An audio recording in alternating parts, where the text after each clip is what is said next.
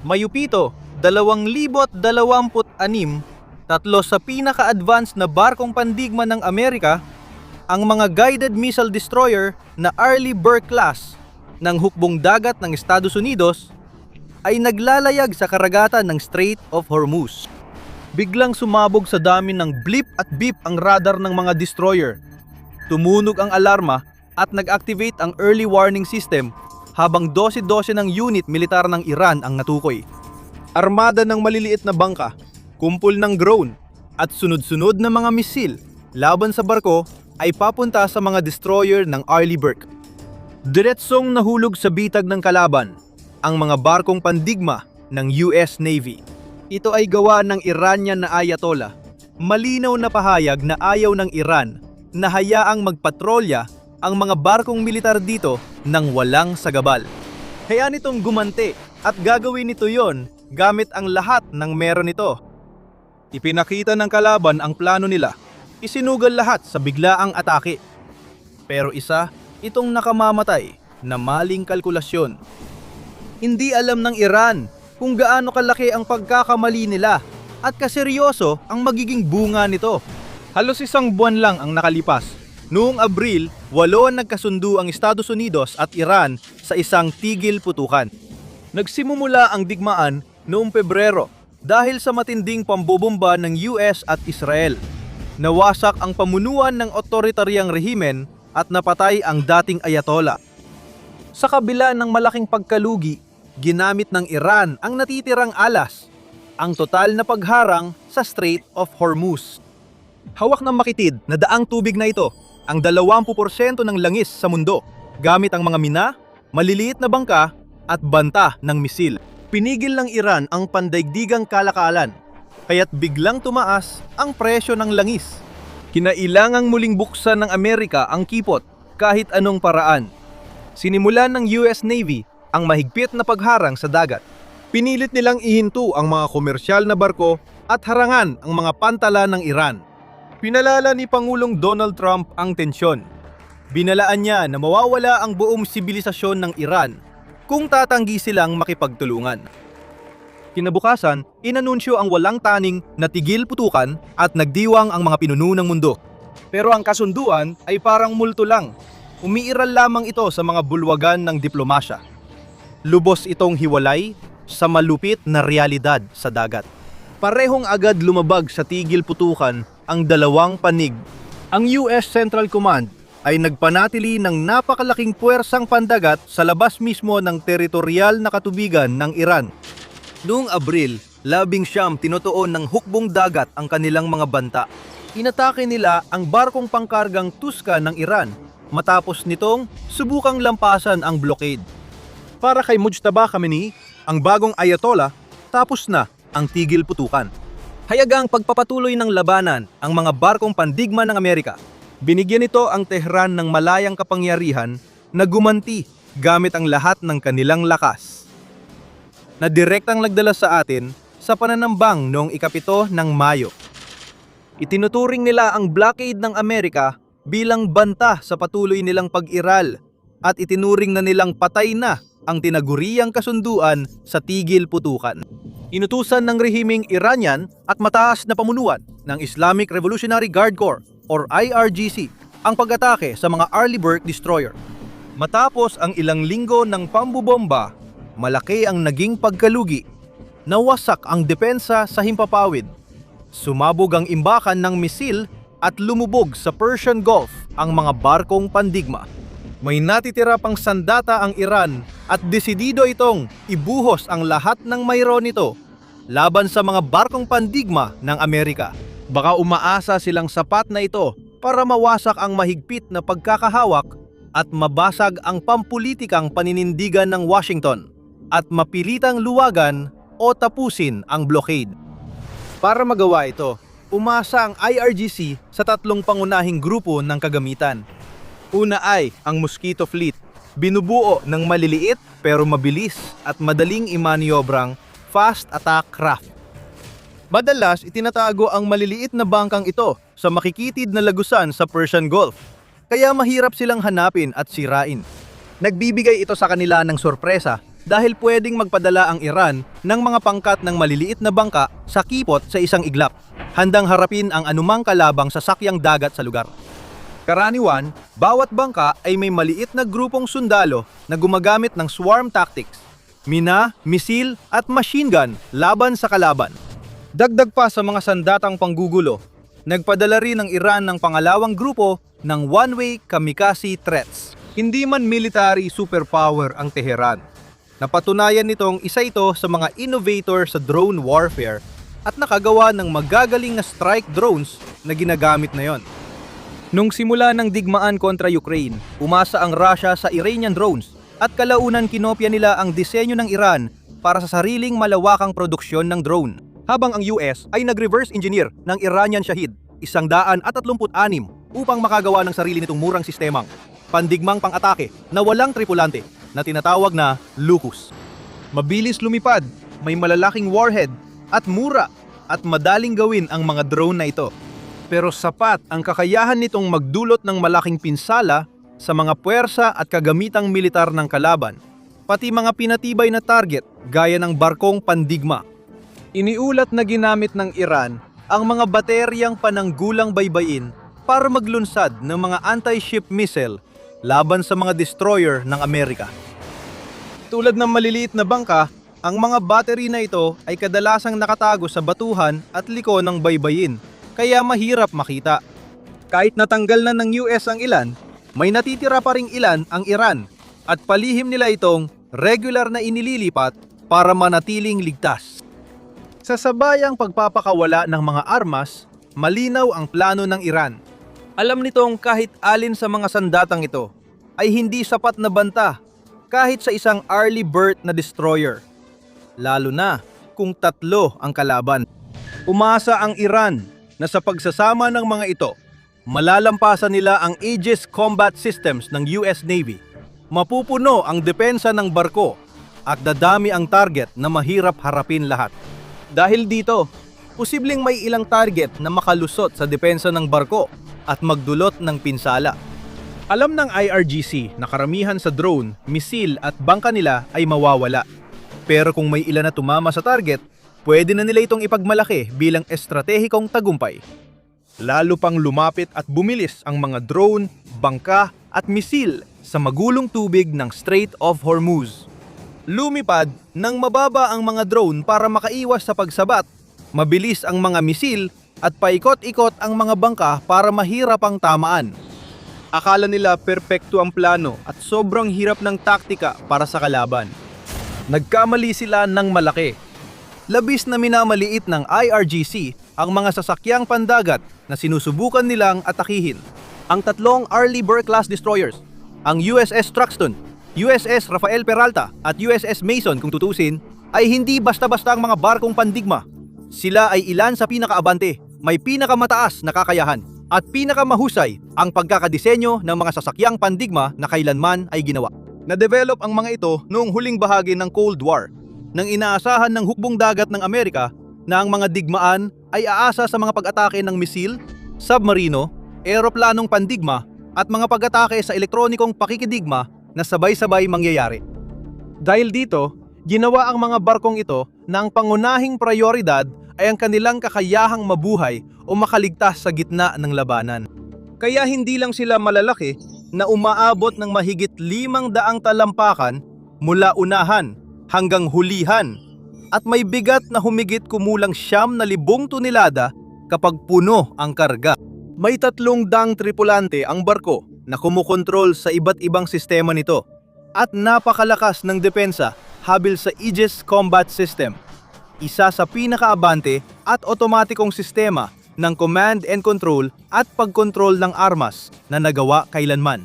Pinapayagan ng AGIS ang mga barkong pandigma na ito na epektibong ipagtanggol ang kanilang sarili laban sa halos anumang banta, mula man ito sa himpapawid, ibabaw ng dagat o kahit sa ilalim ng tubig. May phased radar arrays at maraming elektronikong sensor ito, kaya kayang subaybayan ang mahigit 100 target ng sabay. Nakikita, natutukoy at nasusubaybayan ng radar ng Aegis ang mga paparating na banta mula sa malayo bago pa ito makita ng mata. Kasama rito ang eroplano, drone, cruise missile, ballistic missile, at iba pang banta. Sa madaling salita, imposible halos gulatin ng mga barkong ito o magsagawa ng sorpresang atake nang hindi nila alam. Halos agad nila itong malalaman. Pagkatapos, susunod ang lakas ng armas. Karamihan sa Arleigh Burke destroyer ay may halos 100 vertical launch cell na kayang magpaputok ng pinakamalalakas na missile sa mundo. Kasama na ang lahat mula standard interceptor, long-range tomahawk, anti-submarine rocket, at iba pang sandata. Bukod sa missiles, may 5 pulgadang naval gun at iba't ibang defensive system gaya ng automated phalanx turret at CC-RAM surface-to-air missile system. May close-in armament gaya ng Bushmaster chain gun at Browning machine gun. Hindi lang basta barko ang mga ito, kundi malalaking lumulutang na kuta na may kumpletong depensa para mabuhay sa pinakamapanganib na mga lugar at makatawid sa mga pinakadelikadong daan ng tubig gaya ng kipot ng Hormuz.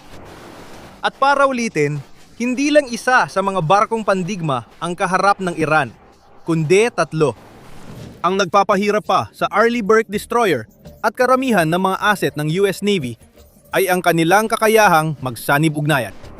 Ang mga barkong ito ay hindi lang dinisenyo para gumalaw ng mag-isa, kundi bilang bahagi ng mas malalaking network. Kaya nilang magbahagi ng impormasyon sa isa't isa nang walang abala at suportahan ang operasyon ng bawat isa sa iba't ibang paraan. Habang mabilis napapalapit ang mga asset militar ng Iran, hindi nagkanya-kanya ang mga destroyer, kundi kumilos bilang isang puwersa. Bawat isa ay nag-ambag ng radar coverage. Bawat isa ay nagbahagi ng kanilang kakayahan sa misil. At bawat isa ay nagpalakas sa kakayahan ng fleet sa electronic warfare. Kaya kahit gumagana ang taktika ng Iran sa mas maliit o simpleng barko, wala silang laban sa 3 magkakaugnay na Aegis destroyer. Pinatunayan ng mga sumunod na minuto kung gaano kadehado ang mga Iranian. Nagdala sila ng mapurol na kutsilyo sa barilan at agad nilang natutunan ang laki ng pagkakamali. Sa combat centers ng Truxtun, Mason at Rafael Peralta, mabilis ang paglipat mula pagmamanman patungong labanan. Hindi maghihintay ang US o papayagang makalapit pa ang opensibang puwersa ng Iran ng lampas sa kailangan. Maraming beses na silang nakaengkwentro ng mga drone at misil ng bansa nitong mga linggo. At alam nilang hindi nag-aatrasan ang IRGC. Kapag umatake ang Iran, sila rin ang tumatapos. At ganoon din na yon. Inutusan ng mga kumander ang mabilis na pag-deploy ng depensa ng barkong pandigma at pinakawalan ang buong lakas ng Aegis. Epektibong kinuha ng sistema ang operasyon ng depensa. Mabilis na natukoy ng mga sensor ang mga paparating na banta. Sinundan ng mga radar ang mga target na mabilis na tumatawid sa kipot. Pinrioridad ni Aegis ang pinakamahalaga at mapangalib na target at ginamit ang tamang hakbang para maneutralize ang mga ito.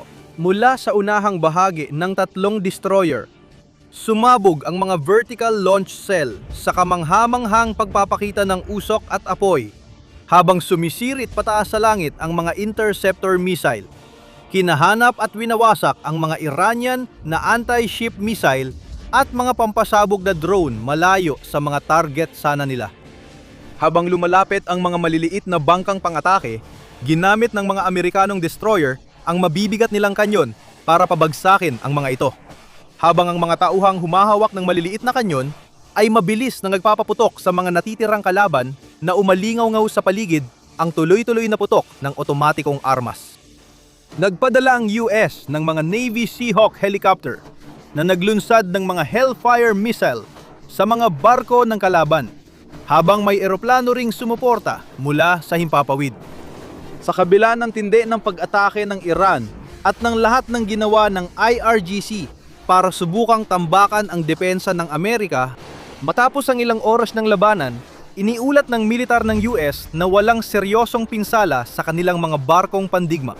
Walang nasugatang marinero at wala ring naitalang kaswalti. Ang unang hakbang ng Ayatollah ay naging matinding kahihiyan. Isa itong matinding dagok para sa rehimen, na noon ay labis nang nahihirapan matapos magdusa ng mabibigat na kawalan hanggang sa puntong yon. Samantala, kinailangang magpasya ang Washington sa dalawang malalaking usapin.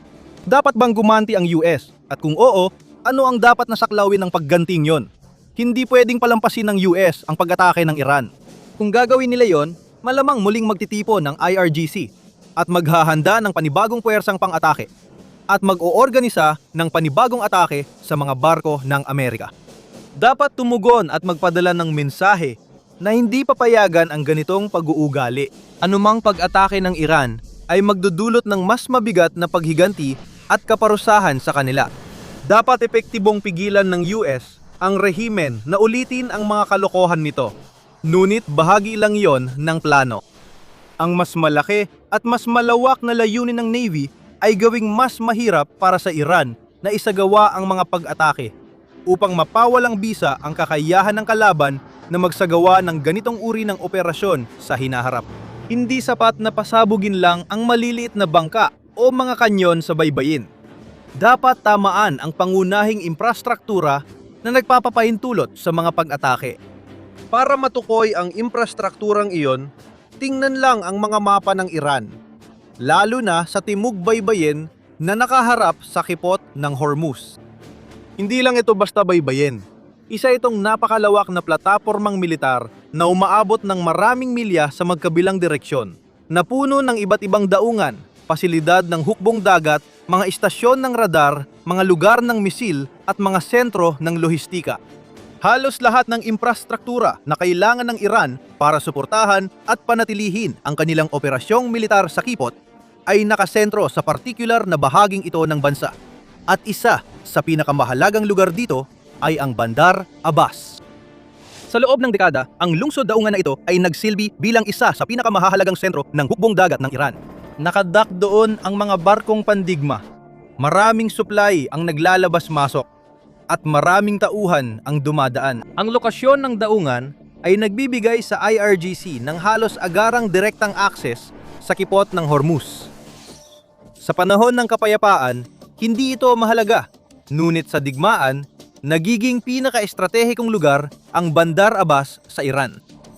Malakas din ang koneksyon nito sa mga karatig daungan at lungsod, tulad ng Minab. Dahil sa malawak na network ng mga kalsada, pinapayagan nitong mabilis mailipat ang tauhan, kagamitan at military asset sa timog ng bansa na nauunawaan ng United States Central Command. Matagal nang alam ng United States Central Command ang kahalagahan ng Bandar Abbas at iba pang mga dauman ng Iran, at itinuring nila ang mga ito na mahahalagang target na tatamaan kapag kinailangan. Dumating na ang panahong yon. Dumating ang utos bilang tugon sa pag-atake sa mga destroyer at inatasan ang US na umatake sa Bandar Abbas. Ang isla ng Qeshm ay nasa loob ng Strait of Hormuz at hinihiwalay sa mainland ng Iran ng Clarence Strait. Ang Qeshm, pinakamalaking isla sa Golpo ng Persia, ay kilala sa mga missile city at isang mahalagang lugar para sa IRGC na pagtaguan ang missile battery, maliliit na bangka at armas na ginagamit sa pag-atake sa kabila ng strait. Habang hindi nagbigay ng detalye ang militar kung aling mga target ang partikular na tinamaan, malamang na nakatuon ang mga pag-ataking ito sa ilan sa pinakamahalagang infrastrukturang militar sa mga lugar na ito, tulad ng mga missile battery sa Qeshm at mga sentrong logistikal sa Bandar Abbas. Tinawag ni Pangulong Trump ang mga pag-atake bilang banayad na tugon sa pang-aasar ng Iran sa Navy. Nagpatuloy siya upang kumpirmahin na ang tigil putukan ay, sa praktika, ay nananatiling umiiral pa rin. Sa mga sumunod na linggo, mariing tinutulan ng Iran ang pagtatasa ni Trump. Noong Mayo, 7 matinding na pahiya at natalo ang IRGC. Nagpapahilom ng mga sugat nito at kinakaharap ang posibleng tuluyang pagkawala ng mga coastal missile batteries, maliliit na flotang bangka at base ng hukbong dagat. Sa Bandar Abbas at Qeshm, napangtanto ng pamunuan ng militar ng Iran na may kailangang baguhin. Ang anumang harapang sagupaan sa hukbong dagat ng Estados Unidos ay malamang magwawakas sa parehong paraan. Napakarami nilang barko at sandata at matibay ang depensa ng mga kalaban ng bansa, habang masyadong mahina ang opensiba ng Iran para makabutas sa kanila. Walang pag-asa ang IRGC na mapantayan ang kalaban sa dagat. at hindi rin nila makontra ang tumpak na airstrike ng Amerika. Ito ay bugbog at sugatan, pero hindi pa tuluyang natatalo sa laban. Kailangan ng ibang paraan, mas tuso at mas mapanlinlang. Dumating ang ideya, digmaan gamit ang mina. Ito ang sagot. Ang kipot ng Hormuz ay lubang vulnerable sa mga minang pandagat dahil sa ilang mga dahilan. Mababaw ito, kaya madaling lagyan ng mina at maaring magdulot ng malaking pinsala sa mga barkong dadaan ng malapit. Pangalawa, bagamat mahalaga ito sa pandaigdigang kalakalan, napakakitid ng daan ng tubig at ang mga pangunahing ruta ng mga barko ay ilang milya lang ang lapad. Kung mailalagay ng IRGC ang mga mina sa tamang lugar, maaaring maparalisa ang lahat ng trapiko, pangkomersyo man o pangmilitar, sa kipot at mapilitang umalis ang mga barkong pandigma ng Amerika. Kahit sila, ayaw malagay sa panganib na mabutas ang ilalim ng barko nila. Pabor sa kanila ang katotohanang pinaniniwala ang may malaking imbakan ng mga mina ang IRGC na may iba't ibang modelo, mula sa mga simpleng contact mine hanggang sa mas advanced na mga modelo na may sensitibong sensor para tumugon sa pagbabago ng tunog o presyon ng tubig. Ang kailangan lang gawin ng Iran ay ikalat ang kanilang mga pampasabog na parang binhi sa buong kipot upang mapigilan ang daloy ng trapiko. Sa wakas, at pilitin ang US na muling makipagnegosasyon na tila may isang kamay na nakatali. Ang mahirap ay ang pagtatanim ng mga mina nang hindi natutuklasan at napipipililan. Para magawa yon, muling bumaling ang Iran sa kanilang maliit na fleet ng mga bangka, gamit ang mga lihim at mababang profile na bangka na kadalasan ay dinisenyo para magmukhang mga sibilyang sasakyang pandagat. Pinintura nito ng mapurol at hindi makintab na kulay para makatago sa tubig at umasa sa takib ng dilim. Umaasa ang IRGC na magiging epektibo agad ang taktikang ito. Pwede lang itong umupo, manood at maghintay ng putukan habang ang mga barkong Amerikano ay makakaranas ng lakas ng mga pampasabog sa ilalim ng tubig. Tulad ng Maham 3, halimbawa, isang nakaangkla, 300 kilong mina. Ang Maham 3 ay maaring ilagay sa lalim na 100 metro at napapagana ng acoustic o magnetic sensors. Kilala rin ng Iran sa paggamit ng Maham 7 na nasa ilalim ng dagat at gumagamit ng magnetic at acoustic sensors para matukoy ang mga barkong dumadaan habang iniiwasan ang sonar detection. Dahil sa kakaibang hugis kulong, alinman sa mga minang ito ay kayang magdulot ng panganib sa kipot sa magdamag kung sapat ang dami. Maaring tumagal ng linggo o buwan ang pagdidimina para mahanap at ligtas matanggal ang lahat. Sa kasama ang palad para sa Iran, isang hakbang ang nauuna ang US. Ang militar ng US ang pinakamalakas sa mundo at hindi ito basta nabibigla. Mayroon itong mga nangunggunang taktiko at eksperto sa bawat larangan na ang tungkulin ay suriin ang bawat posibleng mangyari at isipin ang bawat posibleng taktika na maaring gamitin ng mga kalaban nito. Alam nito na malamang lilipat ang Iran sa paggamit ng mga mina sa digmaan sa isang punto dahil kinikilala nitong isa yon sa kakaunting epektibong opsyon na natitira sa kanila. Naglagay ang US ng pinakamakabagong mga sistemang panmanman ng militar para bantayan ng Strait araw-gabi. Hindi lang sila umaasa sa radar ng Arleigh Burke destroyers, kundi pati sa mga makabagong surveillance drone, sonar system, maritime patrol aircraft at acoustic array. Mayroon itong tuloy-tuloy na pagbabantay sa himpapawid, sa ibabaw ng tubig at maging sa ilalim ng dagat. Laging nagmamasid at nag-aabang ng anumang senyales ng panganib, handang magpatunog ng alarma anumang oras. Hindi nito papayagan ang IRGC na maglagay ng mina sa strait o basta maghintay na may sarili nitong barko o ibang sasakyang dagat na tumama sa mina na posibleng magdulot ng galit sa buong mundo. Upang manatiling nangunghuna, noong Mayo 26 inihayag ng US ang komprehensibo at agresibong operasyon ng paghahanap at pagsira ng mga mina sa strait at baybayin ng Iran. Nagpatupad ang kanilang puwersa ng taktikal na pag-atake sa mga pasilidad at kagamitang militar ng Iran, kabilang ang maliliit na bangka ng IRGC na gagamitin sana sa paglalatag ng mga mina at ilang missile sites sa Timog Baybayin. Muli, nagawa ng US na gamitin ang mga benepisyo ng kanilang makabagong kagamitan. Kabilang nga ang lahat mula sa mga tactical strike drone hanggang sa halos hindi nakikitang stealth aircraft. Natunton, nasundan, at winasak nito ang bawat target ng Iran, tumama ng tumpak, at nagpadala ng maraming bangka at tripulante sa kanilang libingan. Isa na namang sakuna ang naging resulta para sa rehimen ng Iran. Bumagsak ang sugal ng Ayatollah, pero dapat ay natuto na ang rehimen ng Iran, dapat nilang binalikan ang sarili nilang kasaysayan. Noong 1988, 88 palihim na naglagay ng mina ang militar ng Iran sa mga tubig na ito, at isa sa mga iyon ang sumabog at nagbutas sa USS Samuel B. Roberts. Dahil dito, naganap ang pinakamalupit na labanan ng hukbong dagat ng Amerika mula ikalawang digmaang pandigdig.